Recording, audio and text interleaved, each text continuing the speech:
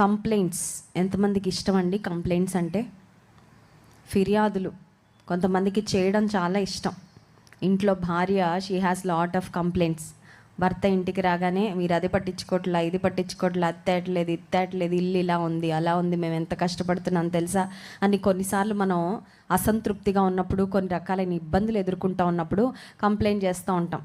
పిల్లలకు కూడా చాలా కంప్లైంట్స్ ఉంటాయండి. స్కూల్ నుంచి రాగానే కొన్నిసార్లు ఇంటికి వచ్చిన వెంటనే అమ్మకి నాన్నకి చెప్తా ఉంటారు, స్కూల్లో ఏం జరిగింది, టీచర్ ఇలా అన్నది, లేకపోతే సార్ ఇలా కొట్టాడు, పక్కోడు ఇలా గిల్లాడని ఏదేదో కంప్లైంట్స్ పట్టుకొని వస్తారు. అయితే ఈ రాత్రికాల సమయంలో దేవుని లేఖనాల్లో నుండి దేవుడు తన ప్రజల మీద మోపిన నేరాలను గురించి, the complaints that God had against his people, ఇర్మియా గ్రంథము 2వ అధ్యాయము 13వ వచనం. ఈ ఒక్క మాట మాత్రం మనం ధ్యానం చేసుకొని స్తుతి ఆరాధనలోనికి వెళ్ళిపోదాం. చూడండి, ఇర్మియా గ్రంథము 2వ అధ్యాయము 13వ వచనం.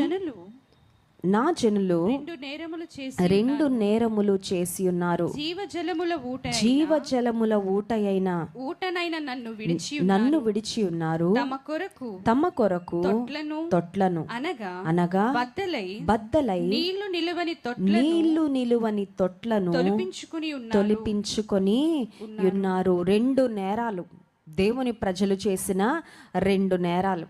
చూడండి, కొన్నిసార్లు కుటుంబాల్లో తల్లిదండ్రులుగా ప్రాముఖ్యంగా బిడ్డలు మనల్ని ఇబ్బంది పెట్టే పనులు ఏదైనా చేసినప్పుడు తల్లిదండ్రులు బాగా వెక్స్ అయిపోయి, బాగా విసిగిపోతే, ఇక నా కొడుకు అని ఎవరికి చెప్పకరా, ఇక నా కూతురు అని నిన్ను చెప్పుకోవడానికి, నిన్ను గూర్చి చెప్పుకోవడానికి నాకు సిగ్గుగా ఉంది, ఇంకా మా ఇంటిలో నువ్వు ఉండకు అని కొన్నిసార్లు తల్లిదండ్రులు బాగా విసిగిపోయినప్పుడు వారి బిడ్డల యొక్క అవిధేయత వలన, వారి యొక్క తిరుగుబాటుతనం వలన కొంతమంది తల్లిదండ్రులు ఇంకా నువ్వు ఇంట్లో కూడా ఉండకు, నేను ఇంట్లో పెట్టుకోవాలని కూడా అనిపించడం లేదు, మా అబ్బాయివి మా అమ్మాయివి అని చెప్పుకోవడానికి మాకు సిగ్గుగా ఉంది అని కొన్నిసార్లు అంటూ ఉంటారు. ఇది సమాజంలో మనం చూస్తూనే ఉంటాం. అయితే తన ప్రజలు 2 నేరాలు చేసినప్పటికీ దేవుడు వారిని నా ప్రజలనే పిలుస్తున్నాడు. అది దేవుని ప్రేమ. స్తోత్రం కలుగును గాక. హల్లెలూయా. మై పీపుల్, దేవుడు అంటున్నాడు నా జనులు చేశారు 2 నేరాలు. ఏంటా 2 నేరాలు దేవా అని అడిగితే, మొట్టమొదటిది జీవజలముల ఊటనైనా నన్ను విడిచిపెట్టి వెళ్ళిపోయారు. దేవుని మనస్సును బాధిస్తున్న ఒక అనుభవం, దేవుని మనస్సులో ఉన్న మాట ఇక్కడ ప్రవక్త అయిన ఇర్మియా ద్వారా దేవుడు మరి మాట్లాడుతూ ఉన్నారు. చూడండి, మనం కూడా మనసులోని మాటలు బయట పెడతాం. బాగా లోతైన బాధ, లోతైన భావాలు కొన్నిసార్లు కాన్ఫిడెన్షియల్ పీపుల్ దగ్గర మాత్రమే మాట్లాడతాం, అందరి దగ్గర మాట్లాడం. దేవుని మనస్సులో ఉన్న ఆవేదన, తన ప్రజల పట్ల దేవునికి ఉన్న ఎక్స్పెక్టేషన్ ఒకటి, కానీ జరిగింది వాస్తవికంగా వారున్న స్థితి మరొకటి. దేవుడు ఎంతో అసంతృప్తితో, ఎంతో వేదనతో ఈ మాట చెప్తున్నారు, నా జనులు నన్ను విడిచిపెట్టారు, జీవజలముల ఊటనైన నన్ను విడిచి ఉన్నారు. దేవుని విడిచి తిరిగే బ్రతుకు ఈ రోజుల్లో చాలామంది బ్రతుకు అదేనండి. నాకైతే దేవుని పొందు ధన్యకరమని భక్తుడు సెలవిచ్చినట్లు, ఏది ఏమైనా నాకు దేవుడే కావాలి. కీర్తనాకారుడు 23వ కీర్తన ఆఖరు వచనంలో, చిరకాలము నేను యెహోవా మందిరంలో నివాసము చేసేదను, I would like to dwell in the house of the Lord all the days of my life అనేవాళ్ళు తక్కువ అండి. చాలామంది ఏంటంటే లోకంలో తిరగడానికి ఇష్టం. ఎలాగంటే పిల్లల్ని కొన్నిసార్లు ఎగ్జిబిషన్కి తీసుకువెళ్ళినప్పుడు తల్లిదండ్రులు పీచు మిఠాయి అంటారు కదా, ఆ పీచు మిఠాయి కనబడగానే, లేకపోతే ఏదైనా కొంచెం ఆకర్షణీయంగా కనబడగానే, అప్పటిదాకా అమ్మ చేయి నాన్న చేయి పట్టుకున్న పిల్లవాడు ఏం చేస్తూ ఉంటాడంటే ఏదైనా ఆకర్షణీయంగా కనబడగానే పారిపోతాడు. ఆ తర్వాత ఆ క్రమంలో కొంతమంది పిల్లలు తప్పిపోతూ ఉంటారు. తల్లిదండ్రులు వారి వెనకాల పరిగెట్టుకుంటూ వెళ్ళాలి. లోక ఆకర్షణలకు లొంగిపోయి చాలాసార్లు మనం ఏం చేస్తూ ఉంటామంటే దేవుని విడిచి తిరుగుతూ ఉంటాం, దేవుని విడిచి దూరంగా వెళ్ళిపోయే పరిస్థితి. దేవుడు అంటున్నారు నా జనులు 2 నేరములు చేశారు. మొట్టమొదటిది జీవజలముల ఊటనైనా, దేవుడు తన్ను గురించి తాను ఏమని చెప్పుకుంటున్నారంటే జీవజలముల ఊటను. Can you imagine life without water? జీవజలము, యేసుక్రీస్తు ప్రభువారు జీవజలపు ఊటగా ఉన్న నన్ను విడిచిపెట్టారు. సమ్మర్ సీజన్ వచ్చేసింది. ఎంత ఆహారం ఉన్నా, ఎన్ని బిర్యానీలున్నా, ఎన్ని రకాలైన ఫలాలున్నా, దాహం వేసినప్పుడు ఆ దాహం దప్పికి ఎలా తీరుతుందండి? ఖచ్చితంగా వాటరే. Only water satisfies our thirst. మనకున్న దాన్ని వేసవి కాలంలో నీరు మాత్రమే తీర్చగలదు మన దప్పికను. డాక్టర్స్ కూడా ఏం చెప్తారంటే బాడీకి నీరు చాలా అవసరం, you have to stay hydrated. దేహంలో ఉండవలసిన నీరు లేకపోతే డీహైడ్రేట్ అయిపోయి దేహం అనారోగ్యం పాలైపోద్ది. భోజనం లేకుండా ఉండొచ్చు, కానీ నీరు మాత్రం దేహానికి, దేహంలోని అవయవాలు పనిచేయడానికి నీరు చాలా మరి ప్రధానమైన పాత్ర పోషిస్తుంది. ఇప్పుడు దేవుడు చెప్తున్నాడు, జీవ జలముల ఊటను నేను, he is the spring of living water. జీవజలముల ఊట దేవుడు అని తెలిసినప్పటికీ మనుషులు ఏం చేస్తూ ఉన్నారంటే ఆయనను విడిచి, దేవుని విడిచి తిరగడానికి కారణం ఏంటంటే, అమ్మో దేవుని దగ్గర ఉంటే చాలా స్ట్రిక్ట్గా నేను ఉండాలి. దైవజనులు first day doctor John Wesley garu Nallajarla సువార్త పండుగల మొదటి దినాన దేవుని యొక్క పరిశుద్ధతను గురించి మాట్లాడారండి. దేవాది దేవుడు తన్ను తాను ఏమని పరిచయం చేసుకున్నారంటే, ఇశ్రాయేలు పరిశుద్ధ దేవుడు. దేవుని దగ్గర ఉంటే అమ్మో నేను పరిశుద్ధంగా బ్రతకాలి, విశ్వాసంలో నేను బ్రతకాలి, ప్రతి క్షణము ప్రతి నిమిషము దేవుడు నేను చూస్తున్నాడు అనే గ్రహింతో బ్రతకాలి. కాబట్టి దేవునికి దూరంగా పారిపోతే నాకు స్వేచ్ఛ, దెర్ ఇస్ ఫ్రీడమ్ అని చాలామంది అనుకుంటూ ఉంటారు. గమనించండి, దేవునిలో ఉండి నీవు అనుభవించినంత స్వేచ్ఛ దేవునికి దూరమై నీ జీవితంలో ఎన్నడూ కూడా పొందుకోలేవు. దేవునికి దూరంగా వెళ్ళిపోయిన తర్వాత నీకు స్వేచ్ఛ కాదు, అది నీకు నువ్వు ఇష్టపూర్వకంగా బానిసత్వంలోకి వెళ్ళిపోతున్నావు. గుర్తించు, పాపపు బానిసత్వంలోకి వెళ్ళిపోతున్నావు. ఏదో ఒక రకమైన సంకెళ్ళు నీకు నువ్వు తగిలించుకుంటున్నావు దేవునికి దూరంగా వెళ్ళిపోయి. దేవుడు అంటున్నాడు, నన్ను విడిచిపెట్టి వెళ్ళిపోయారు. రెండవదిగా, తమ కొరకు తొట్లను, అనగా బద్దలై నీళ్లు నిలువని తొట్లను తొలిపించుకొని ఉన్నారు. ఇప్పుడు దేవుని విడిచిపెట్టిన ఆయన ప్రజలు ఏం చేస్తున్నారంటే, వారి దాహాన్ని తీర్చుకోవడానికి, నీటిని నిల్వ చేసుకోవడానికి తొట్లు తొలిపించుకున్నారంట. అంటే వారికి వారు కొన్ని క్రియేట్ చేసుకున్నారనమాట. దేవునికి ఇవ్వవలసిన స్థానం దేవునికి ఇవ్వకుండా, దేవుని ఏ స్థానంలో పెట్టాలో ఆ స్థానంలో పెట్టకుండా, దేవుని మీద ఆధారపడవలసినది బదులుగా మరొక దాని మీద ఆధారపడుతూ దేవునికి బదులుగా ప్రత్యామ్నాయాలు వెతుక్కుంటా ఉన్నారు. ప్రియమైన దేవుని బిడ్డలారా, is God your first option or are you searching for any other options in your life other than God? For joy, for satisfaction, for peace, for eternal life. నీ జీవితంలో శాంతి కొరకు, సమాధానం కొరకు, నెమ్మది కొరకు, సంతోషం కొరకు, నిత్య జీవం కొరకు దేవుని విడిచిపెట్టి ఇంకేదన్నా ఆప్షన్స్ వెతుకుతున్నావా? జాగ్రత్త, నువ్వు చాలా డేంజరస్ పొజిషన్లో ఉన్నావు, నువ్వు చాలా ప్రమాదకరమైన స్థితిలో ఉన్నావు. నేను నిన్న ఒక మాట చెప్పాను, ఏమనంటే, ఒక బ్యాగ్ నిండా ఒకవేళ మనం పంచదార కొనుక్కొని ఆ బ్యాగుకు కింద రంధ్రం ఉంటే ఏమైపోద్దండి?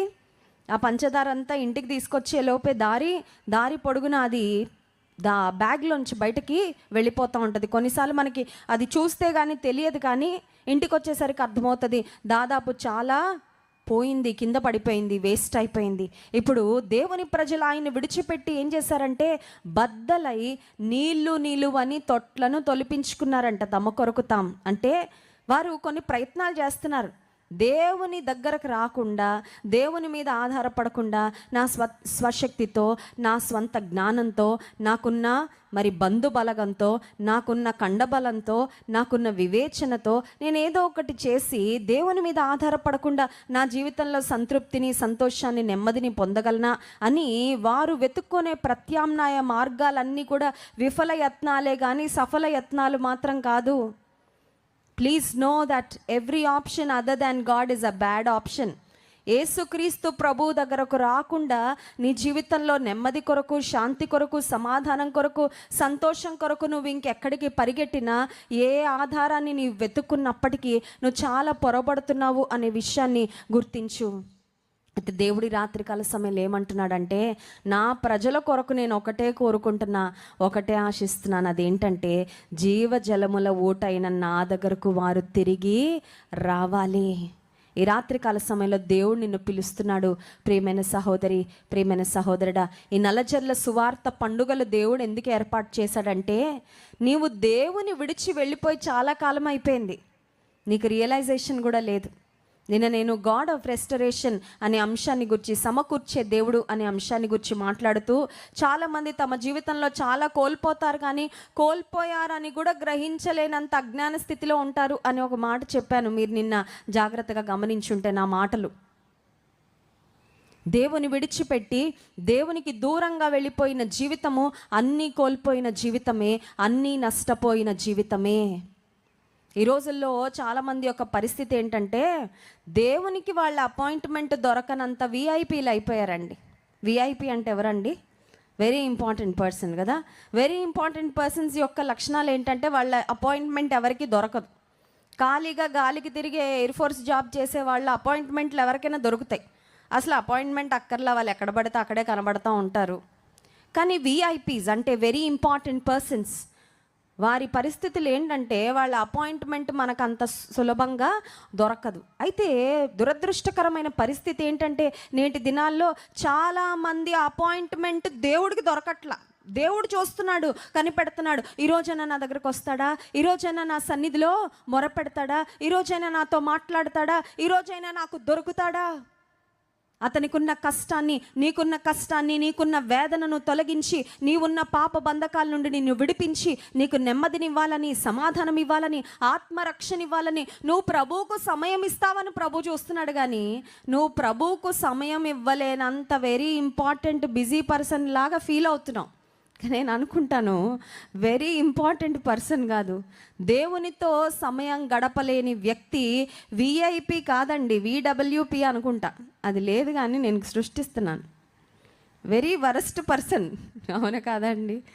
దేవునితో సంభాషించని, దేవునితో సమయం గడపలేని, దేవునికి దొరకకుండా తిరిగే బ్రతుకు చాలా నిరుపయోగమైన బ్రతుకు, చాలా వ్యర్థమైన బ్రతుకు, గాలికి ప్రయాసపడినట్లు ప్రయాసపడే బ్రతుకు మాత్రమే. ఈ రాత్రికాల సమయంలో ఇంత చక్కని అరేంజ్మెంట్స్తో కొన్ని లక్షల రూపాయలు ఖర్చు పెట్టి ఈ సభలు మరి దైవజనులు నిర్వర్తించడానికి దేవుడు కృప చూపించారు. అయితే మా ఆశ ఒకటే, నీవు దేవుని వైపు తిరగగలిగితే, నీవు రక్షణ పొందగలిగితే, ఈ రాత్రికాల సమయంలో దేవుని కొరకు నువ్వు ఒక మంచి నిర్ణయం తీసుకుంటే ఈ ప్రయాస అంతా కూడా it is all worth it. ఇదంతా కూడా మంచిదే. దేవుని కృపను బట్టి మరి ఈ ఖర్చు ఇదంతా కూడా సార్థకం అయిపోయినట్లే. కానీ ఈ రాత్రి కూడా ఒకవేళ నీ జీవితంలో దేవుని కొరకు ఎలాంటి నిర్ణయం తీసుకోకుండా, రక్షణ పొందకుండా, రక్షణ తీర్మానాన్ని వాయిదాలు వేసి నువ్వు ఈ రోజు కూడా దాటిపోయేలా చేసావంటే మాత్రం నీకు మించిన దురదృష్టకరమైన వ్యక్తి ఇంకెవరు ఈ లోకంలో ఉండరు. గుర్తించు, గమనించు, అర్థం చేసుకొని పరిస్థితి. చనిపోయిన వ్యక్తికి ఎంత బంగారం ఉంటే ఏమీ ఉపయోగం అండి? చనిపోయిన వ్యక్తి పేరు మీద ఎన్ని ఆస్తిపాస్తులు ఉంటే ఎంత ఉపయోగం? ఏం ఉపయోగం? చనిపోయిన వ్యక్తికి ఎన్ని అందచందాలు ఉంటే ఏం ఉపయోగం? ఒకడు సర్వలోకమును సంపాదించుకొని తన ప్రాణం పోగొట్టుకుంటే వానికి ఏమి లాభం, ఏం ప్రయోజనం? ఈ రాత్రికాల సమయంలో అనుకుంటున్నావేమో, అన్నీ సంపాదించుకుంటున్నా మంచిదే, ఈ లోకంలో ఒక పనికిరాని వ్యక్తిగా, పనికి మరి ప్రయోజనకరం లేని వ్యక్తిగా, కుటుంబానికి భారంగా, బాధ్యత రాహిత్యంగా ఉండమని వాక్యం చెప్పడం లేదు. నీవు బాధ్యత కలిగి ఉండాలి, నీవు ఆశీర్వదింపబడాలి, ఇతరులకు ఆశీర్వాదకరంగా ఉండాలి. అయితే నా ప్రశ్న ఏంటంటే, నీవు లోకమంతా సంపాదించుకుంటున్నావు, నువ్వు చాలా ఉన్నతమైన స్థానానికి వెళ్ళావేమో సామాజికంగా, ఆర్థికంగా, అయితే ఆత్మీయంగా నీ పరిస్థితి ఏంటి? ఒకవేళ ఈ లోకంలో ఉన్న ఆస్తిపాస్తులన్నీ సంపాదించుకొని, పేరు ప్రఖ్యాతలన్నీ సంపాదించుకొని నువ్వు ప్రభువును సంపాదించలేకపోతే, నువ్వు ప్రభువుని నీ జీవితంలో పొందుకోలేకపోతే, you are a greatest loser in life. నీ జీవితంలో నువ్వు అన్నీ కోల్పోయిన వ్యక్తివే, గుర్తించు. అయితే ఈ రాత్రికాల సమయంలో నా జనులు 2 నేరములు చేసి ఉన్నారు, జీవజలముల ఊటైన నన్ను విడిచిపోయారు, వారి కొరకు బద్దలై నీళ్లు నిలవని తొట్లను తొలిపించుకున్నారని మాట్లాడుతున్న దేవుడు నిన్ను ఆయనకు దగ్గరగా రమ్మని పిలుస్తున్నాడు. ఆయనకు చోటిమ్మని నీ జీవితంలో ప్రభు అడుగుతున్నాడు. యాకోబు పత్రిక 4వ అధ్యాయం 8వ వచనంలో వాక్యంలో వ్రాయబడింది, దేవుని యొద్దకు రండి, అప్పుడు ఆయన మీ యొద్దకు. వచ్చాం కదండి, దేవుని యొద్దకే కదండి వచ్చింది. అందుకే కదా నల్లజల సువార్త పండుగలకు వచ్చామంటున్నారా? బాడీ రావడం కాదండి, నీ స్పిరిట్ కనెక్ట్ అవ్వాలి దేవునితో. స్తోత్రం కలుగును గాక, హల్లెలూయా. నువ్వు శారీరకంగా నడుచుకుంటానో, ఒక వాహనంలోనో ఈ గ్రౌండ్కి వచ్చి కూర్చుని ఉండొచ్చు, మంచిదే. కానీ ఆత్మీయంగా నువ్వు కనెక్ట్ అయ్యావా? దేవునితో నీ జీవితాన్ని నువ్వు కనెక్ట్ చేసుకున్నావా? దేవునికి నీ హృదయంలో చోటిచ్చావా? దేవుని వాక్యము నీ హృదయంలో, నీ జీవితంలో పని చేయడానికి నువ్వు అవకాశం ఇస్తున్నావా? దేవుడు నిన్ను నియంత్రించాలని, నీ రాజుగా, నీ ప్రభువుగా ఉండి, నీ రక్షకుడుగా ఉండి నీ జీవితంలో నిన్ను నడిపించాలని దేవుడు కోరుకుంటుండగా ఆయనకు నువ్వు చోటు ఇవ్వగలిగితే నీకు మించిన మరి ఆశీర్వాదకరమైన ధన్యకరమైన వ్యక్తి ప్రపంచంలో ఎవ్వరు ఉండరండి. స్తోత్రం కలుగును గాక. హల్లెలూయా. ఒకవేళ నువ్వు రక్షణ పొందినట్లయితే please know that you are a very blessed person. ఇశ్రాయేలు, నీ భాగ్యం ఎంత గొప్పది. యెహోవా రక్షించిన నిన్ను పోలిన వారు. వీళ్ళు ఇక్కడ కూర్చున్నారేమో, ఇంకా కోరుకున్న ఇంక్రిమెంట్ రావట్లేదండి జాబ్లో, ఇంకా కోరుకున్న ప్రమోషన్ రావడం లేదండి, ఇంకా నేను ఆశించిన ఆర్థిక స్థాయిలో నా జీవితం లేదండి, ఇంకా నేను అనుకున్నంత హెల్తీగా ఫిట్గా నేను అవ్వలేదండి, ఇంకా నేను అనుకున్నట్లు నా పరిస్థితులన్నీ సెట్ అవ్వలేదు. ఏం పర్వాలా, అవన్నీ అన్నిటికీ కుదురుబాటు కాలాలు వస్తాయి. దేవుడు సమస్తమును చక్కగా చేస్తాడు, పర్వాలేదు. నువ్వు ప్రభువును కలిగి ఉంటే నువ్వు అన్నీ కలిగి ఉన్నట్లే, నువ్వు ఆశీర్వదించబడిన వ్యక్తివే. ఒకవేళ ప్రభువుకు నీ జీవితంలో చోటు ఇవ్వకుండా ఇంకా దూరంగా ఉన్నట్లయితే tonight is your night to turn to God. ఈ రాత్రి దేవుని వైపు నువ్వు తిరగడానికి దేవుడు ఏర్పరిచిన శ్రేష్టమైన సమయం. కళ్ళు మూసుకోండి, ప్రార్థన చేసుకుందాం. పరిశుద్ధుడా, ప్రేమ కలిగిన తండ్రి, నీకు స్తోత్రాలు. మీ వద్దకు మేము రావాలని, మీ వద్దకు మేము వస్తే మీరు మా వద్దకు వస్తారని తండ్రి నీ వాక్యం ద్వారా మా జ్ఞాపకం చేసినందుకు స్తోత్రాలు. ఎంతమంది అయితే ఈ రాత్రికాల సమయంలో ఇంకా రక్షణ పొందకుండా నీకు దూరంగా బ్రతుకుతూ ప్రభువా నిన్ను అవాయిడ్ చేస్తూ నాయన ఏదో నామకార్థ స్థితిలో నామకార్థ భక్తి చేస్తూ బ్రతుకుతున్నారు ప్రభువా, వారితో మీరు మాట్లాడండి. ఈ రాత్రి ప్రాంతం నుండి వారు వెళ్ళక ముందే నీ సువార్త చేత వారిని పట్టుకోండయ్యా. వారి హృదయాన్ని మార్చు ప్రభువా. వారున్న పాప బంధకాల నుండి, వారున్న స్థితి నుండి మీరే విడిపించి క్రీస్తులో నూతన సృష్టిగా వారిని మార్చి నిత్యరాజ్య వారసులుగా వారిని తీర్చిదిద్దుమని వేడుకుంటూ విన్న వాక్యం ప్రతి హృదయంలో ఫలింప చేయమని మిమ్మల్ని ఆరాధించి స్తుతించబోతుండగా ఆరాధన ఆత్మతో మమ్మల్ని నింపుమని యేసు నామములో ప్రార్థిస్తున్నాము తండ్రి. ఆమేన్.